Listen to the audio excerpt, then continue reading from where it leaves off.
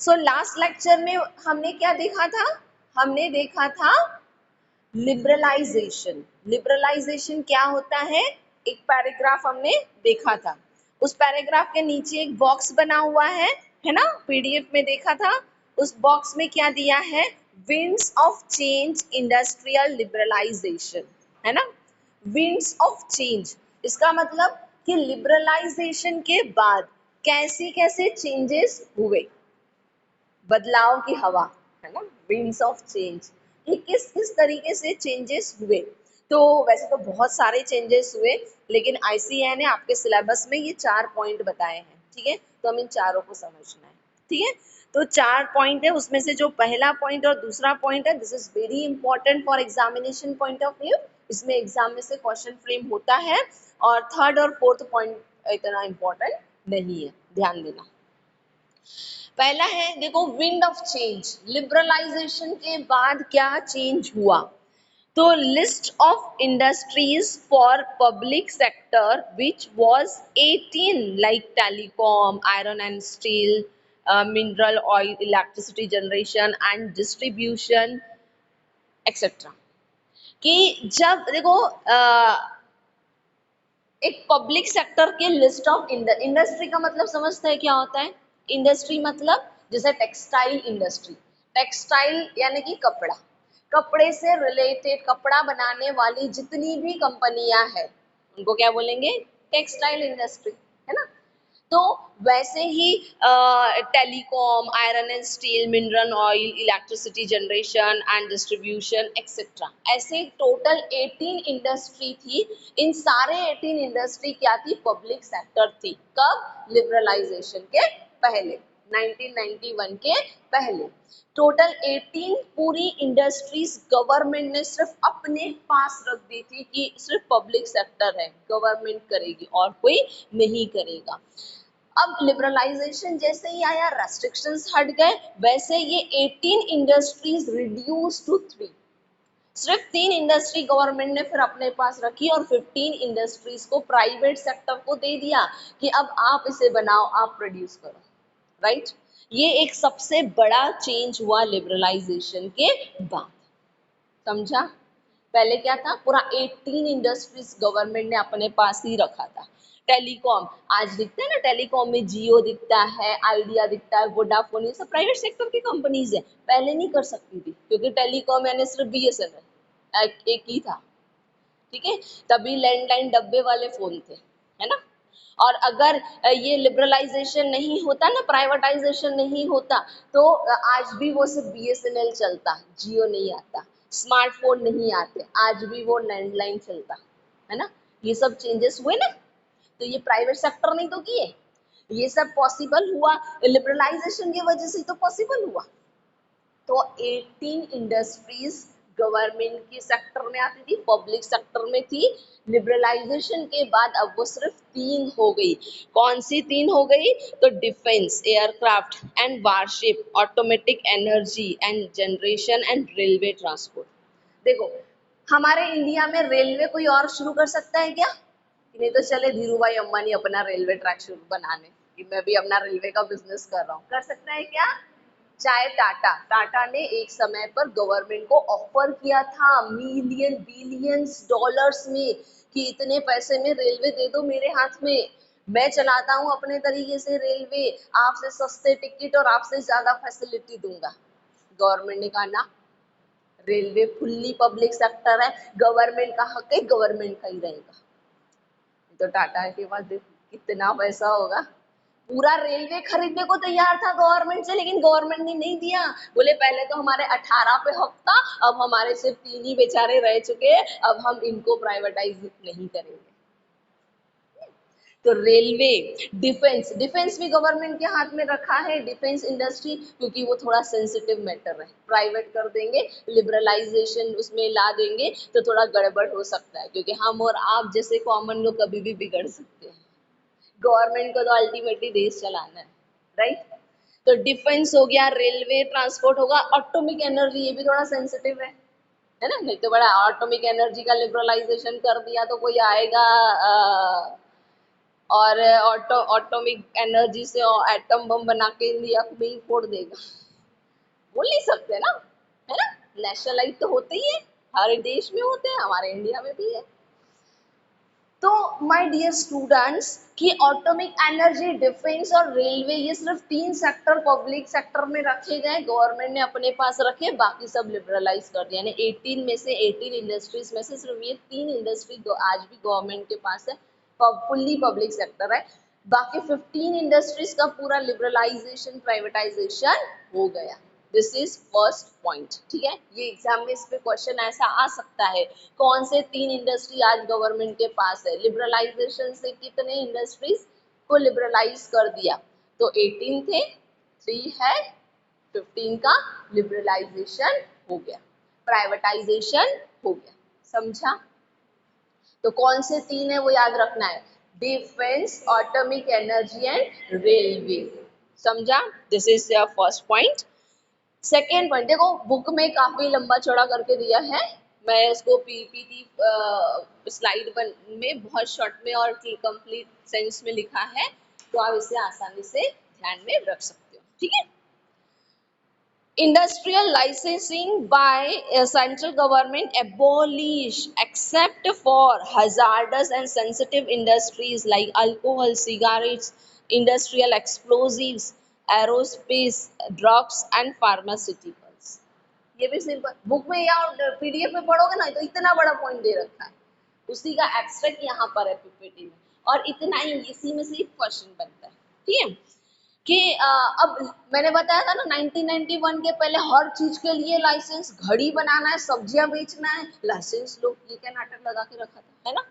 अब वो सब हट गया, सिर्फ कुछ सेंसिटिव इंडस्ट्रीज के लिए और जो थोड़ा डेंजरस है ऐसे इंडस्ट्रीज के लिए लाइसेंस की जरूरत रखी, बाकी सारे लाइसेंस हटा दिए गए, आप बिना लाइसेंस के बिजनेस कर सकते हो, लेकिन एक्सेप्ट मतलब छोड़ के, किन चीजों को छोड़ के, कौन से इंडस्ट्रीज को छोड़ के, जो थोड़े सेंसिटिव इंडस्ट्री है, जो थोड़े हजार्डस मतलब थोड़े डेंजरस है, जैसे अल्कोहल थोड़ा डेंजर है ना, अल्कोहल को थोड़ी सी चिंगारी लग गई तो आग लगेगी, है ना। सिगारेट्स हेल्थ के लिए बिल्कुल भी अच्छा नहीं है, ठीक है। उसके बाद industry explosives and aerospace, drugs and pharmaceutical, सिर्फ ये कुछ इंडस्ट्रीज है जहां पर अगर आपको शुरू करना है तो गवर्नमेंट से लाइसेंस लेना पड़ेगा, बाकी सारी चीजों के लिए लाइसेंस हटा दिया गया। तो ये भी एक बहुत बड़ा चेंज है लिबरलाइजेशन के, है ना, क्लियर। तो पहला चेंज क्या था, विंड्स ऑफ चेंज, हम क्या पढ़ रहे हैं, विंड्स ऑफ चेंज। पहला चेंज क्या पढ़ा हमने, 18 में से 3, है ना। दूसरा चेंज क्या पढ़ा हमने कि कुछ इंडस्ट्रीज को छोड़ के सारे इंडस्ट्रीज से लाइसेंस हटा दिए गए, समझा। थर्ड, ये ऊपर के 2 पॉइंट बहुत इंपॉर्टेंट है, इस पे क्वेश्चन आता है, ठीक है। Large industrial houses needed separate clearance under MRTP. देखो एमआरटीपी क्या होता है समझ लो, एमआरटीपी का मतलब होता है it's a law, it's a act type, ठीक है। मोनोपोली, एम आर, एम मतलब मोनोपोली, आर मतलब रेस्ट्रिक्टिव, टी मतलब trade, P for practices act. देखो 1991 के पहले क्या था, जो बनाएगा गवर्नमेंट बनाएगी, है ना, जो करेगी गवर्नमेंट करेगी, जिस प्राइस पर बेचना है गवर्नमेंट बेचेगी, राइट। मोनोपोली, मोनोपोली यानी समझता है ना, एक का राज, एक ही सेलर, है ना। अगर पूरे नागपुर में सिर्फ कार मैं ही बना रही हूँ, मैं ही बेच रही हूँ, तो मेरा मोनोपोली है ना, मैं तो इसको 15 लाख में बेचूंगी, इसको 10 लाख में बेचूंगी, इसको 20 लाख में बेचूंगी, ये मेरी मर्जी, क्यों, क्योंकि मैं मोनोपोली हूँ। आखिर कहाँ जाएंगे, सारे लोग मेरे पास ही आएंगे ना, तो मैं अपना राज चलाऊंगी ना, और इससे नुकसान किसका हो रहा है, कस्टमर का हो रहा है, लोगों का, पब्लिक का, है ना। तो यहाँ पर 1991 के पहले भी यही था, जो करेगा अकेला करेगा, है ना, कोई कंपटीशन था क्या, आज तक कंपटीशन है, पहले था क्या, कुछ नहीं। तब एमआरटीपी आया था कि एमआरटीपी मतलब जो मोनोपोली है ना उनके ऊपर रेस्ट्रिक्शंस डालने के लिए कुछ लॉज बना दिए गए थे, और वो लॉज को इस एक्ट में डाले हैं और इस एक्ट का इम्प्लीमेंटेशन होता था, ठीक है। लेकिन 1991 के बाद जब प्राइवेटाइजेशन आया, जब लिबरलाइजेशन आया, तब क्या हुआ? तब मोनोपोली रहा क्या? मोनोपोली तो खत्म हो गया ना। फिर तो कंपटीशन आया ना, जिसको जो करना है करो। अगर टाटा ने कार लाई क्या, मारुति ने भी कार लाई, उसको देखकर महिंद्रा ने भी अपनी कार लाया। कंपटीशन पहले था नहीं, मारुति ही बनाएगा और कोई नहीं बनाएगा। अब है क्या ऐसा? अब ममता मैडम भी चाहे तो अपनी कार बना के बेच देना शुरू कर सकती है। कोई रेस्ट्रिक्शन है क्या? नो। तो नए नए कंपनियां आ गई, ठीक है। तो क्या हुआ? कंपटीशन का जमाना, कंपटीशन का सीन, कंपटीशन का युग आ गया। कब? 1991 के बाद, ठीक है। अब क्या हुआ? एक बहुत बड़ा चेंज जो हुआ है वो मैं बता रही हूँ लिबरलाइजेशन और प्राइवेटाइजेशन के बाद, कि पहले monopoly restrictive trade practices act बनाया था। क्यों? क्योंकि उस टाइम पर मोनोपोली था और इस मोनोपोली ने कुछ फायदा नहीं उठाना चाहिए, कुछ गलत नहीं करना चाहिए। अपना मोनोपोली है तो ले, अपने मन में जो आया वो कर दिया, ऐसा नहीं होना चाहिए। इसीलिए गवर्नमेंट ने monopoly trade restrictive trade practices act लाया। इस एक्ट में बहुत सारे मोनोपोली ट्रेड प्रैक्टिसेस, ट्रेड मतलब बिजनेस करना, ठीक है, से रिलेटेड लॉज लिए कि भाई तू मोनोपोली है ना, इन लॉज को फॉलो करना है, ताकि वो अपने मोनोपोली होने का मिसयूज ना करे, ठीक है। अब 1991 के बाद तो मोनोपोली गायब हो गया, कंपटीशन आ गया, तो उस एक्ट का कोई मतलब है? मोनोपोली नहीं रहा तो फालतू का वो एक्ट रख के क्या मरेगा, है ना? कोई सेंस है?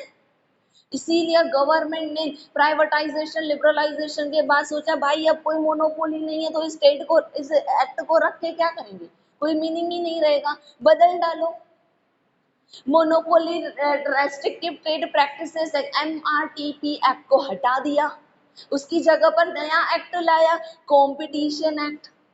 अब क्योंकि बिजनेस में कंपटीशन आ चुकी है तो अब कंपटीशन एक्ट, कहीं कंपटीशन में आपस में लड़ना पड़े है ना?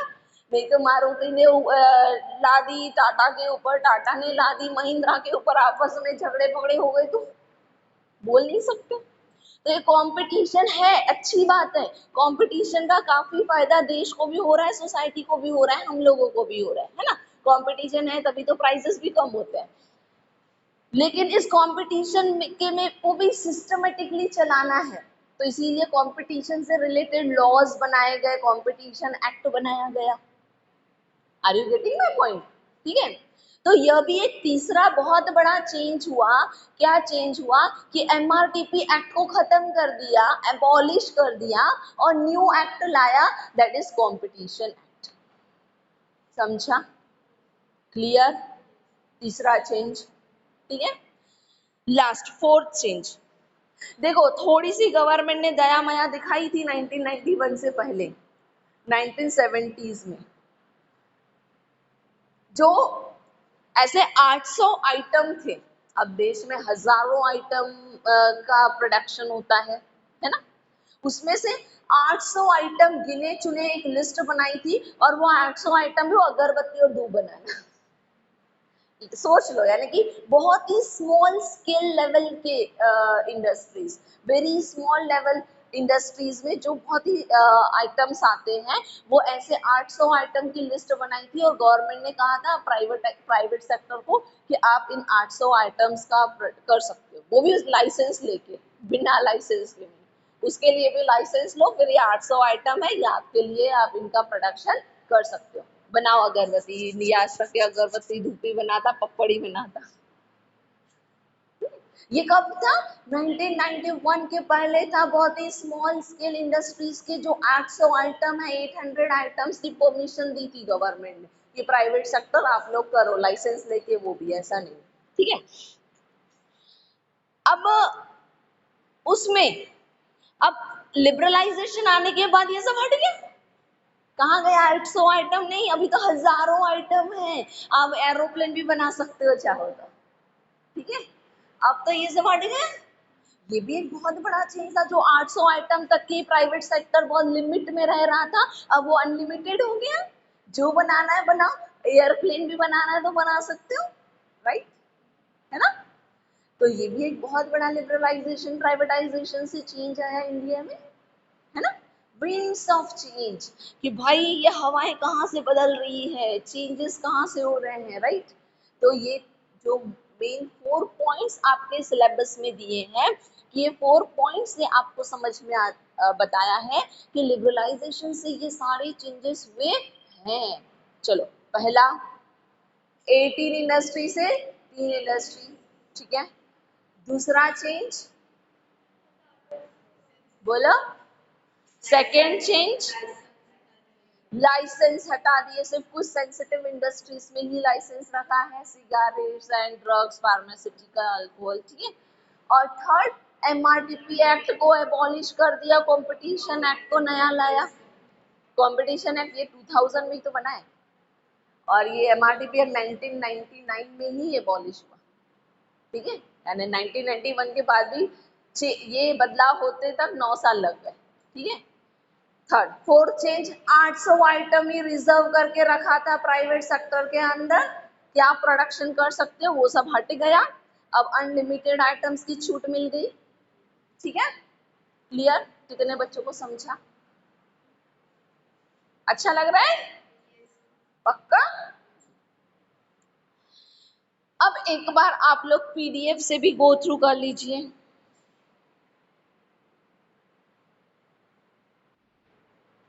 देखो, मैं आपके सामने पीडीएफ ला रही हूँ।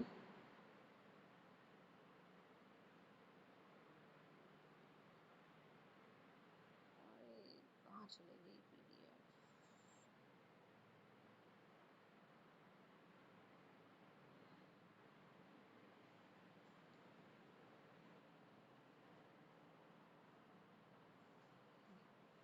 देखो, अब पीडीएफ में पेज नंबर दिया है यहाँ पे, वो तो ये 4 पॉइंट। अब ये चारों पॉइंट वही है बेटा जो मैंने अभी आपको बताया। वो 800 आइटम्स का जो परमिशन दिया था ना 1970s में, यहाँ पर ये दिया हुआ है। उसमें कुछ एग्जाम्पल के तौर पर shoes, toys, high export potential garments, ये सब कुछ दिया है कि किन किन आइटम्स को रिजर्व करके रखा था 800 में। लेकिन अब वो चेंज हो गया, अब तो अनलिमिटेड हो गया, राइट। तो वही दिया है। तो यहाँ पर बुक में थोड़ा डिटेल में दिया है, मैंने उसका मेन एक्सट्रैक्ट आपको पीपीटी में दिया है। वो पीपीटी मैंने शायद मॉर्निंग में अपलोड नहीं किए, तो मैं अभी कर दूंगी। अब लास्ट में फर्स्ट पैराग्राफ मैंने समझा दिया था, ये टेबल भी हो गया। अब हम ये लास्ट वाला पैराग्राफ में एक बार गो थ्रू कर लेते हैं, कुछ नहीं इसमें। Liberalization had resulted in opening a host of new industrial sector for private enterprise. Of course, ये भी कोई बताने की चीज है कि लिबरलाइजेशन क्या है, एक न्यू होस्ट है, इंडस्ट्रीज का एक न्यू अपॉर्चुनिटी है, किसके लिए? प्राइवेट सेक्टर के लिए। That were hitherto exclusive state monopolies, कि उन्होंने मोनोपोलिस को हटा दिया, ठीक है। अब मोनोपोली कोई नहीं रहा।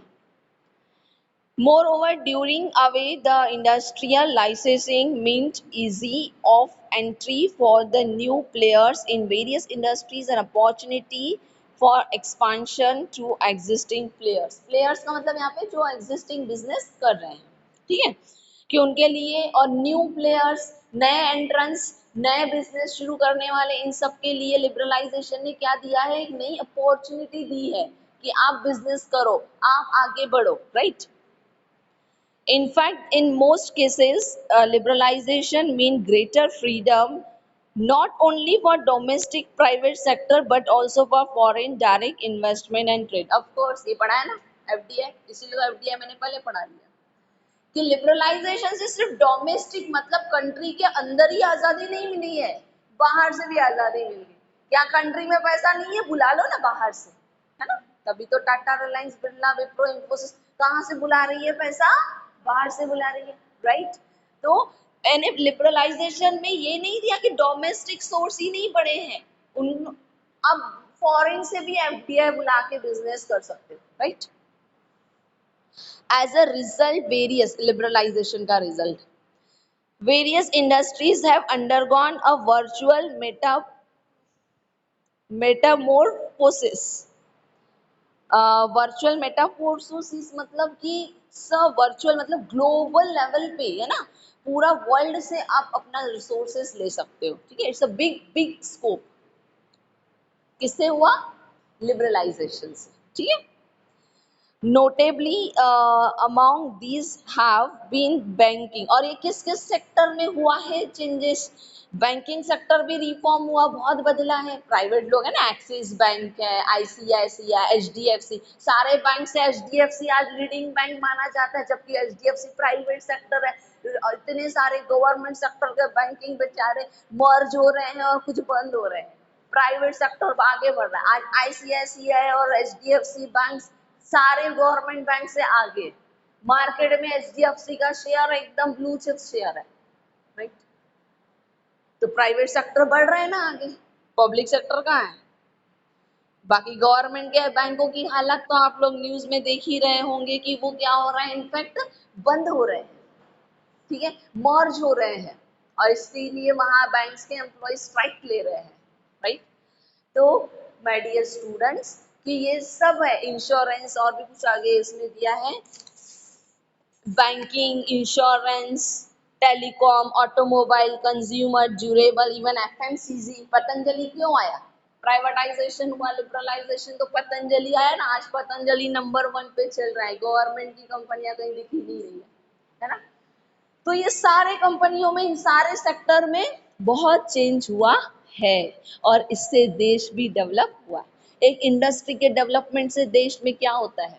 पॉवर्टी हटती है, एम्प्लॉयमेंट मिलता है, पॉवर्टी हटती है, स्टैंडर्ड ऑफ लिविंग बढ़ता है, देश का इकोनॉमिक डेवलपमेंट होता है ना।